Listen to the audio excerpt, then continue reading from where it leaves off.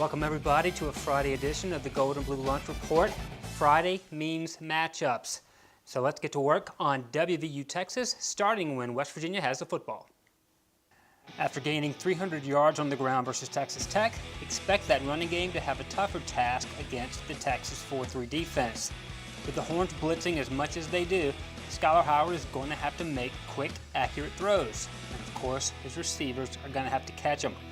Opportunities could be there because Texas is next to last in Big 12 third down defense, and because 3 of UT's top 4 cornerbacks are true freshmen. Defensive coordinator Vance Bedford lamented this week that those young corners are going to be good players someday, but right now they're playing man coverage when the call is zone, they're making glitches in technique, and they're not retaining information from the scouting reports.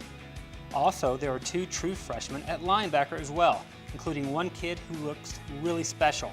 Malik Jefferson, a 5-star guy out of Mesquite, Texas, started his first 7 games, but was limited the past 2 weeks by a severe stomach virus. He's full go for Saturday. And what about when Texas has the ball? The Longhorns have averaged 41 points against West Virginia the past 3 meetings, but it would be a shock of all shocks to see anything resembling that this time. Because the Longhorns run the ball at greater than a 2-to-1 ratio, they have the Big 12's fewest pass attempts, only 189. That's a complete contrast to West Virginia's previous opponent, Texas Tech, which has thrown it nearly 500 times. Seriously, if Texas even throws for 150 yards on Saturday, West Virginia could be in serious trouble. Redshirt freshman quarterback Gerard Hurd is the team's leading rusher.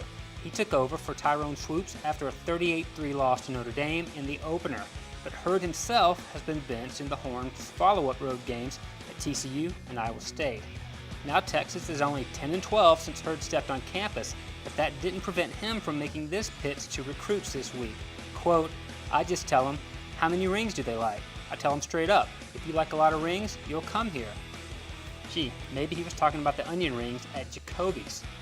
Now when Texas turns to Swoops, beware of play caller Jay Norvell sending in what he calls the 18-wheeler package. That's a takeoff on the Belldozer days from Norvell's stint at Oklahoma. And the 18-wheeler, well, it's actually worked at times, leading to a team-best 9 touchdowns by Swoops. Regarding the offensive line, take note of 2 more true freshmen, left tackle Connor Williams and right guard Patrick Vahey, who have started every game this season. And yes, Jonathan Gray is still playing tailback for the Horns. He has been a thorn in West Virginia's side for 3 years, averaging better than 7.5 yards per carry. Though you'll recall, in his last trip to Morgantown in 2013, he left with a torn Achilles. West Virginia gets one more crack at stopping Gray this weekend. The Mountaineers have a middle-of-the-pack run defense overall, but their 9 rushing TDs are the fewest allowed in the Big 12. And let's get to the picks. First off, TCU orders up the perfect bounce-back opponent in Kansas.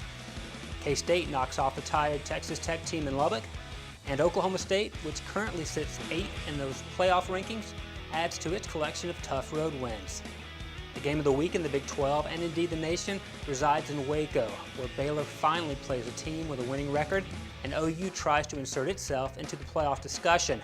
I think the Sooners get it done 45-40.